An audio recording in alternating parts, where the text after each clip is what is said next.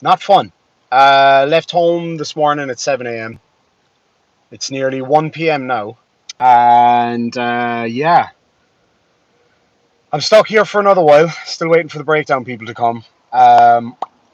And if you know anything about cars, you'll notice that this isn't a BMW interior because it's not my car.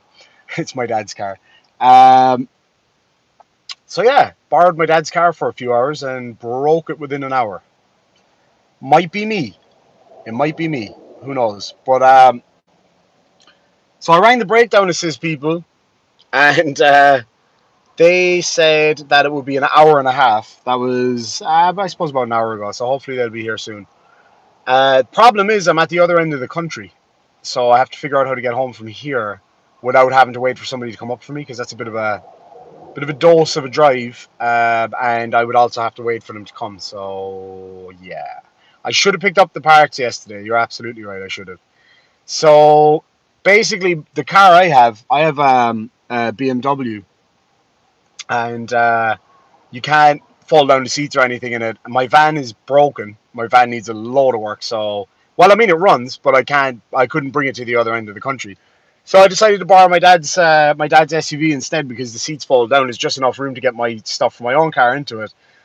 And yeah, I was driving along, doing 120 or whatever, cruising along, and then the car started to lose power. So I pulled into the lay-by, and it wouldn't start again. So it goes into limp mode. These old Japanese cars do that, especially the diesels.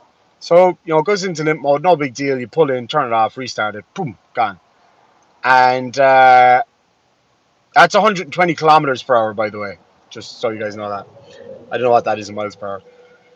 And usually you just turn it off for a couple of minutes, restart it, and she's good. And nothing. She's got power. She's got fuel.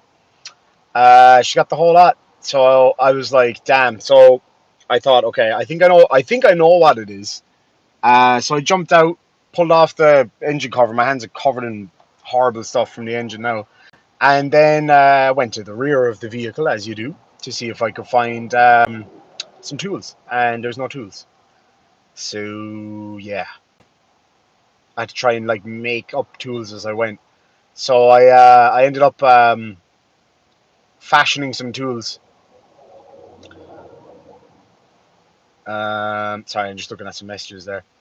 And eventually, I got the battery terminal off, so I was able to kind of see if that would reset the car. Because sometimes it's just a computer reset, and this car has a little computer thing as well, so you can check the codes. But no codes came up. Wonderful.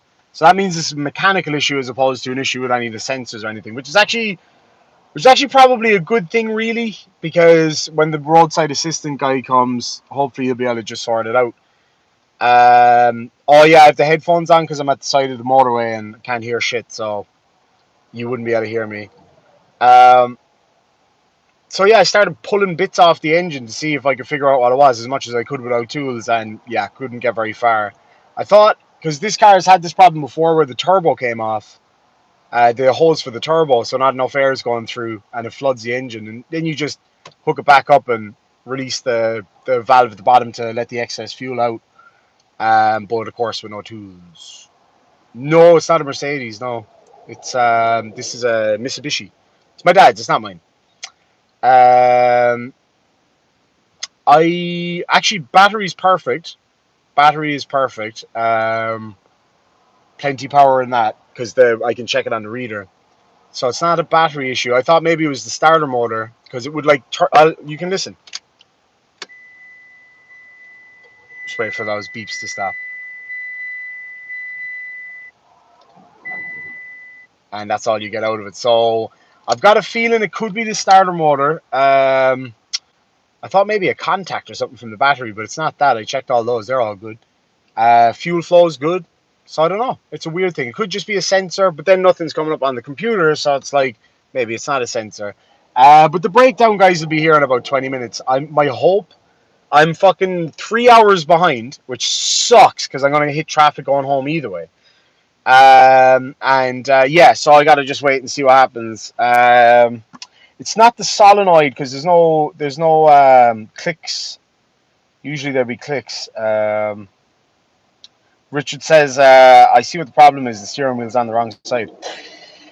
Yeah, you guys drive on the wrong side of the road. It's all good. Vacuum tube off the turbo should throw cold. Yeah, it should. Now, I don't know, because there could be something wrong with the onboard computer as well, because surely it would be showing a code now.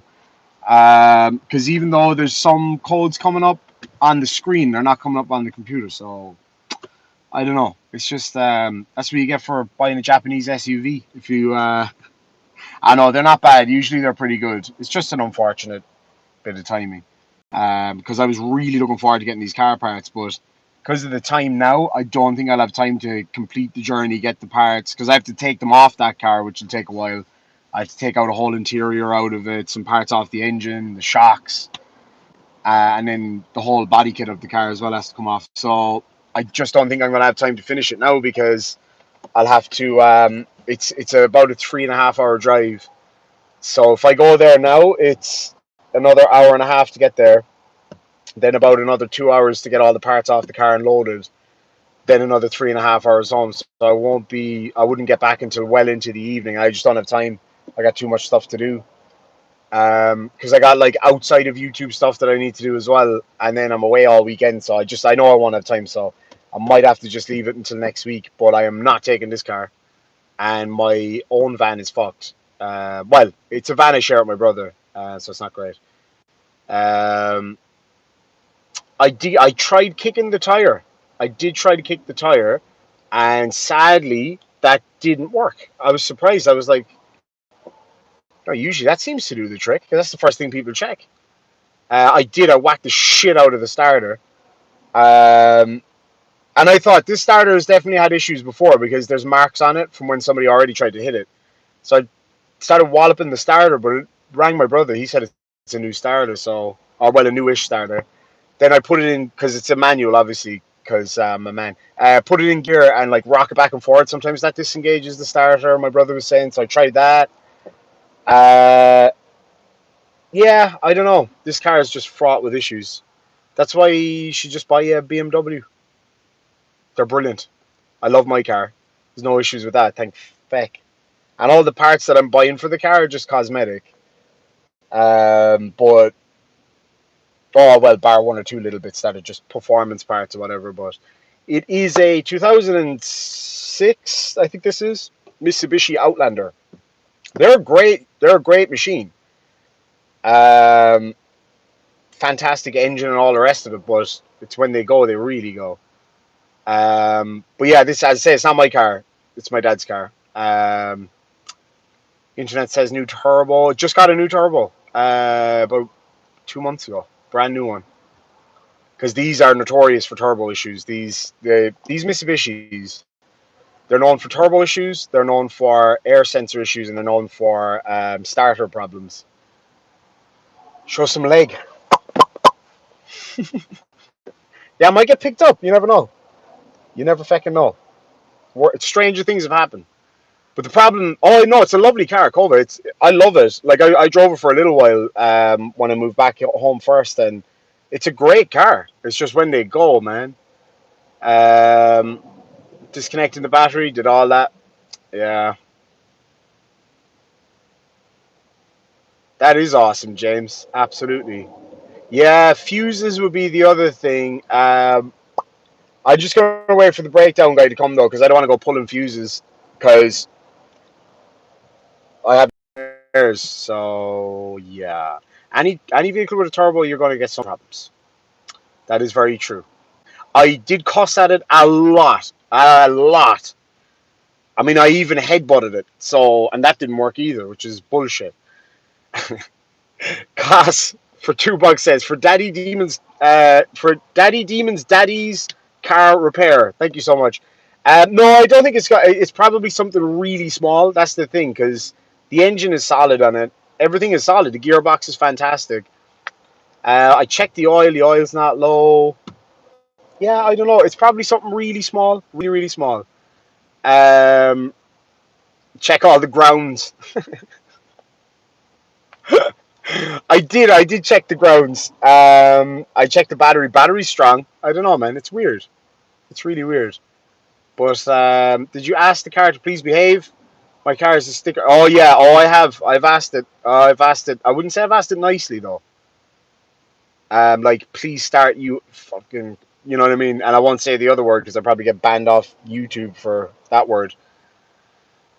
Yeah, the roadside assistance guys to come and plug it in. So hopefully, as I say, hopefully it's something small. I'm trying to make the decision whether or not I'm going to continue driving and get the parts and then go home. But that's like it's already been a long day and it's only midday. I've been on the road all morning, so I'm out by 2 Mile Boris.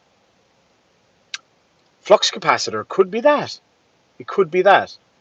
Yeah, the O2 sensor goes on these a lot, and the crank sensor does go on these a lot. So it could be one of those two things, but there's not really much you can do. I did bang the bonnet really, really hard. Yeah, there's not much I can do really with sensors on the side of the road unless he happens to have one, but the chances are pretty slim. So the worst part about it is if they can't get it started, if they get it started, I'm just going to drive home. Fuck that. Because it's like an hour and a half, 2 hours home. Teresa said the chili put a spell on it. Could have. Oh, my mom's here. Um, so I'd say if he can get it started, which I hope he does, then I'm just going to drive it straight home because I otherwise run the risk of driving another 2 hours to where my car parts are and then the whole way back. Um, that's like 4.5 hours of driving. Risky. So I told the guy I was like, because I haven't paid for the parts yet, so I was like, I can send you a deposit. It's like our version of like those money apps or whatever. I did forget to change the blinker fluid. That is very true. That's very, very, very true. Airbnb FBI disabled it. So I just had a call from the breakdown guy there. That's why I had to go. So he said that they can bring me home.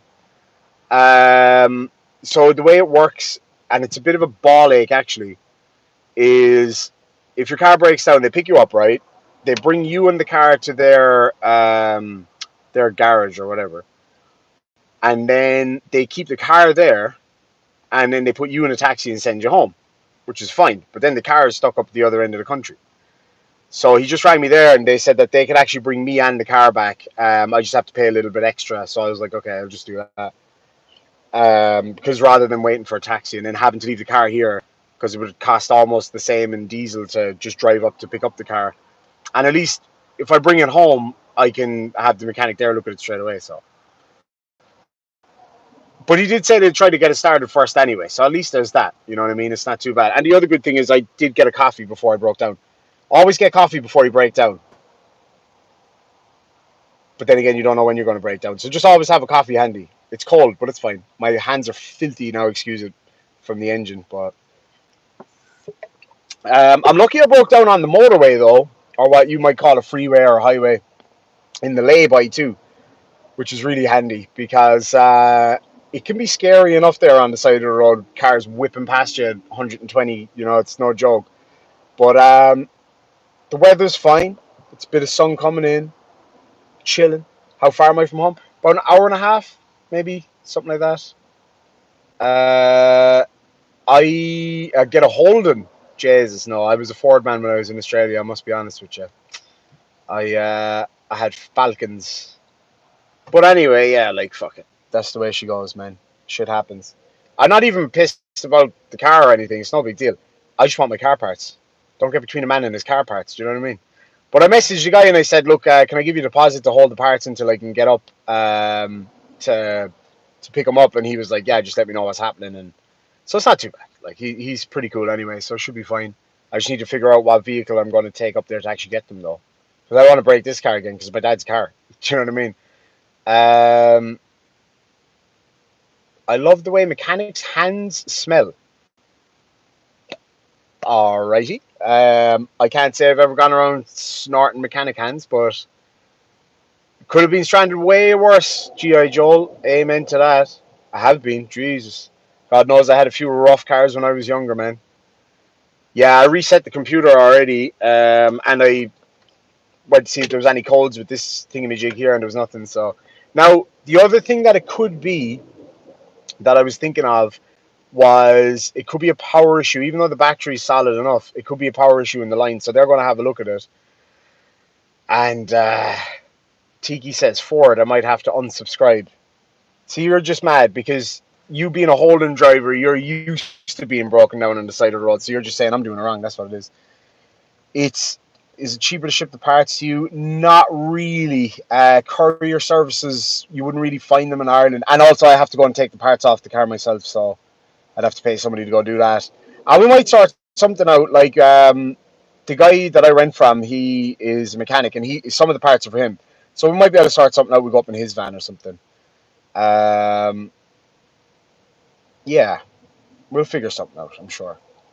It's always I've been thinking about getting a tow hitch and a. Ooh, that was close. What the hell? I think that might have been a runaway truck, is it? Nope. What else? Can't you ship the parts? No, I can't ship them because of the. I have to actually go up and take them off the car. It's not in a junkyard. It's a guy up there that has a couple of cars, and he was doing some work to cars and had all these extra parts. So, it looks like your steering wheel's on the wrong side. I think you'll find it's on the right side and the correct side. So anyway, let me see. Disconnect the battery. Wait 30 seconds. Yeah, I've done all that. I had a lot of shit cars in my life, so I'm used to breaking down. I gotta be honest. But having the BMW now for a while, and it's a great car. Never any problems with it, and I look after it really well. Take it out on the weekends, introduce it to my friends, all that kind of shit. So it's never broken down. And yeah, I should have brought tools. If I brought tools with me, I probably would have been able to get it started. There's like 3 or 4 things I could have done that I think I could have gotten it started. But I totally forgot to bring tools. That's just how she goes. Yeah, Toyota Hilux would be good. No, she doesn't turn at all. Like I'll show you. For all my car people in the side chat here. This is what happens when I try to start it. She gives one little turn and then won't go. That's why I figured it was probably the starter. Like, but my brother said it was a new starter, so I'm not sure. It's weird. Then again, there was some whack marks on the starter, so it could be that too. So when he comes, hopefully we'll get her started. I've filled up the tank with fuel, so. Oh, James, bite me. It's Nike sportswear. No, so that's not what happened. So what happened was I was driving along, car went into limp mode because I don't know, it's a piece of shit. It's not a piece of shit though. That's the thing. It's a fucking good car. But it went into limp mode and I pulled in to turn it off and start it back up again. And yeah, that's when it stopped working. So that's what happens. Alternator, I don't think so because the battery's got full charge by the looks of things. Have I checked the operator of the vehicle? Excuse my filthy middle finger, but feck off. Yeah, Tiki, I think you might be on the right track there. Could be. If that's the case, I had that go in a car when I lived in Australia. She's a manual. I had that go in a car when I was in Australia. I can't remember what it was. I think it was a Hyundai I had. And I was out in the middle of nowhere, and you can just bypass it. You pull it off if you're lucky that it's right there. But in a small Hyundai, it was just right there. So I pulled off the sensor, and you can just hotwire it through. It's not a good idea to do it. Like, it'll make it run rough as shit, but it worked anyway. Could be a ground on the sensor as well because it just stops as well. It doesn't even keep trying to spin. Yeah, I rocked it in gear. Yeah, I gave it a good rocking in gear, and she won't turn. So I don't know. Hopefully they'll be able to get it started because I'd rather not just like sit in a fucking truck with some dude the whole way home because it's a long spin. It's got multiple cup holders. 1, 2, 3, 4. Some hidden ones. 5, 6 cup holders.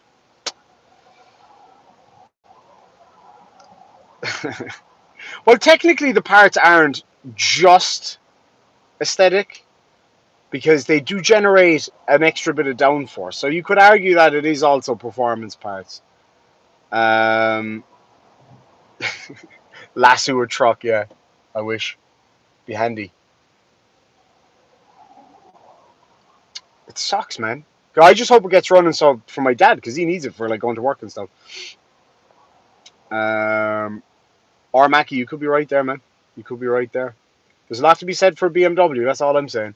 Now I'm gonna buy a tow hitch for it, and I have a lot of buddies that have trailers and stuff, so I just buy a tow hitch and a trailer. 1970 Ford Galaxy, nice. I should open the door for a second, leave a bit of cool air in. I'll probably stay alive until at least until the guys get here.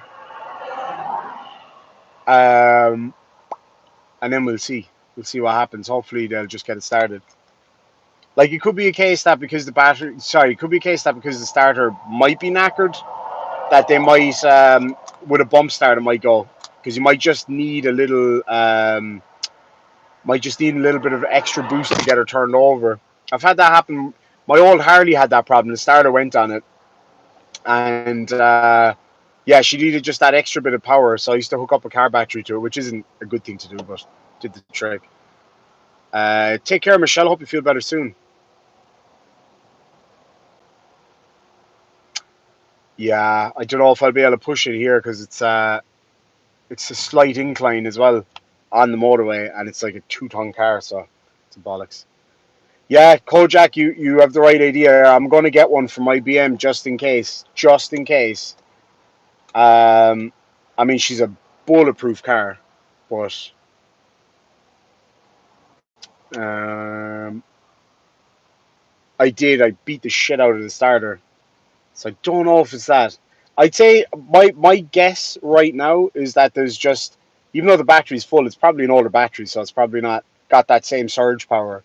So I'd say if it's hooked up to a starter, to a whatchamacallit, a booster, and gets a bang of that, that might do the trick, just to give it that extra bit of power. And if that's the case, then I'm going up off this slip road right ahead of me, doing a UE over the bridge, and straight back home because it's not worth it. I don't have any magnets with me. I forgot to bring my tools. Damn. I was actually, funnily enough, I was going to stop. There's a place halfway that sells really nice cheap tools. And I was going to stop and buy some because I realized that I didn't have my tools. But the reason I was going to buy them is because I need them to take the stuff off the other car. Just simple socket set and stuff like that. So I was like, it's cool, I'll stop there on the way. Guys, it's like 5.5 miles up the road. I was so close. I would have been good, but that's life, man. Shit happens. Shit happens. Oh, Chuck, I had one of the best Ford motors ever in my Ford Falcon. It was the Barracuda. What an engine, man! What an engine! And it was a great car. It was fast. It was powerful.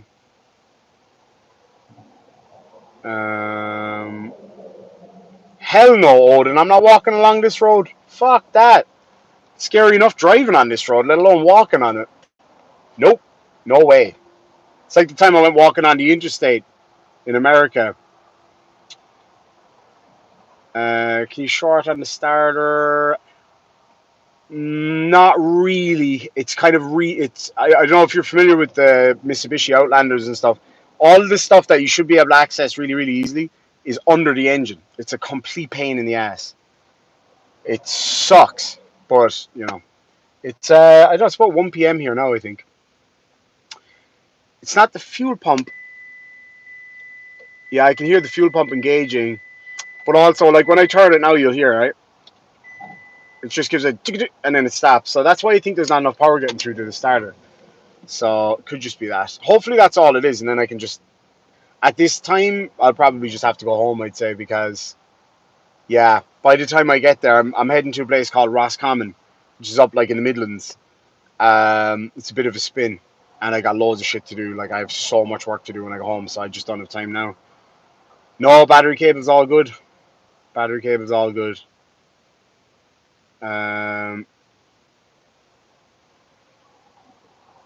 Oh yeah, I'm sure they'll get it started. It could be the 710 cap. It could be the 710 cap. God damn, I remember seeing that for the first time. Like, for $5 says, use this so your dad won't be too angry you broke his car. TTU, Laniv. Uh, I didn't break his car. His car broke me. Do you know what I mean? I know. It's just one of those things. It just happens. I'm just glad it happened to me on a day that I'm not too busy. That, you know, if there's obviously an issue and then we get it fixed, so then it doesn't happen to him going to work on Monday morning. You know what I mean? So it could be the alternator too. Although it seems like the battery was charging, because when I go to turn it, the lights don't dim or anything. I checked the Johnson rod. I tried to, but it's too big. Can't pick it up. I don't have jump leads either. No, I thought there was. There's a little hatch back there for them, but it was empty. Oh, Dad, if you're watching, I have a spare pair of jump leads. Remind me as soon as I go home to put them into this car, because you might need them, and it's not my fault.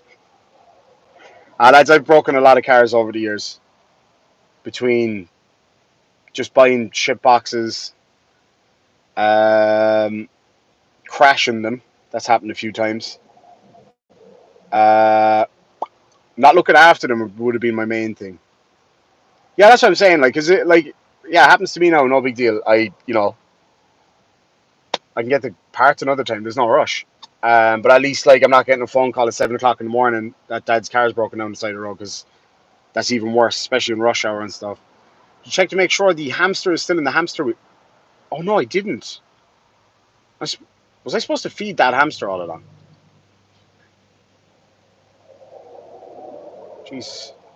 Any closer there, you would have shaved me.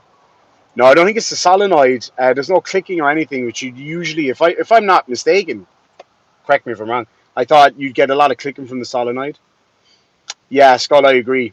I agree. I'm going to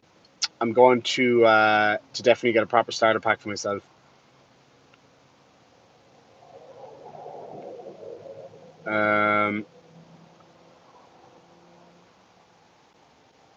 They have nice ones actually. I saw the other day on. Oh, solenoid fault, no clicks. Oh, okay, okay, that makes sense. I saw a really nice starter booster pack on. I want to say it was on Amazon, but it might not have been. But it's a twin port one that does cars and motorcycles, and it's really small. That's why I was thinking about buying it, because I can put it in the saddlebag of my bike as well. Because I have an older Harley. I've got like about a 20-year-old Harley. So it's the old carbureted model with the immobilizers. So they love to drain batteries. So if you have brand new battery in it, you leave it on overnight, get up in the morning, start her up, no problem. Drive all day. If you drive those older Harleys every day or every second day or something, you're good. But if you have it sat for more than 3 days, it has to be plugged in, because it's just not going to start. Because those older Harleys, they have huge compression, so you need a lot of power to get them started. So, but it is what it is. It died while you were driving. No, so when I was driving along, it went into limp mode. So it's like a loss of power. Loss of power, and just like starts to kind of slowly slow down. Texas Dave has a 2000 Softail. I've got the 100-year anniversary one, the 2003. 2003, but it's the 2002 model, if you get me. And anyway, yeah. So pulled in to turn it off, turn it back on. Standard. Seems to work with this car anytime it's happened before. And turned it off. Went to turn it back on. And yeah, that's where I started to have the problem. Let's see. Oh, Aaron's getting sued now too. That's good. Let's see. Did you test the battery with your tongue? I did. It was good. It was good fun. Oh, we got the recovery, boys. Do not hit my dad's car now, for fuck's sake. Right, boys. I'm going to leave the live stream on for a minute, and we'll see what we can figure out. Yeah, I'll try my best. Hopefully we'll get sorted. I'll have the headphones on anyway, so stay with me. Now, this man will be from the Midlands of Ireland, so he will have a very strong accent, so you might not understand what he's saying. But we'll see. We'll figure it out. Anyway, I'm just going to leave it up here. I've got nowhere to Gone over to late. But anyway, I'll leave it up here and we'll catch you in a minute. I'll let you know what happens. Fingers crossed. Send love and prayers and all that shit for my dad's poor little car. And we'll see how we go. See you in a bit.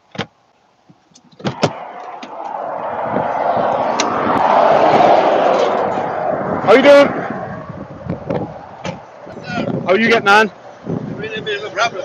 Small bit, yeah. So she goes into limp mode from time to time. Oh. And usually you just turn it off back on and you're banned for another while. But when I pulled it in here, tried to start it and she just won't crank over at all. No. She just gives a little bit as if she's going to go, but then won't turn. Yeah. Okay, we'll pick her up. Not about it. Back to Mitchell from mine, is it?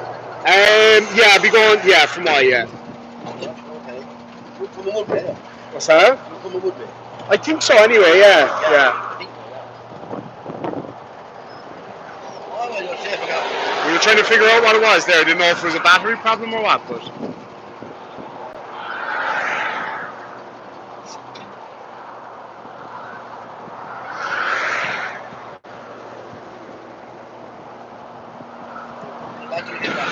What's that?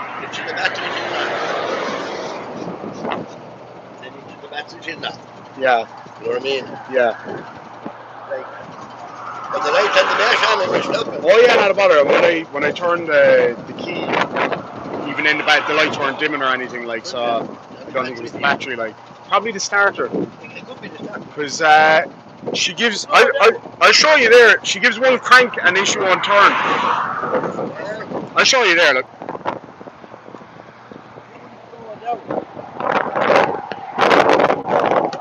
Right. So when I go, sorry about that. Okay, no. When I go to turn her there now, you see there now, she'll just wait for the beeping stuff there so you can hear it. Do you hear the spin? Yeah. So she's spinning, but she's not engaging. I don't see that. Do it again now. Yeah.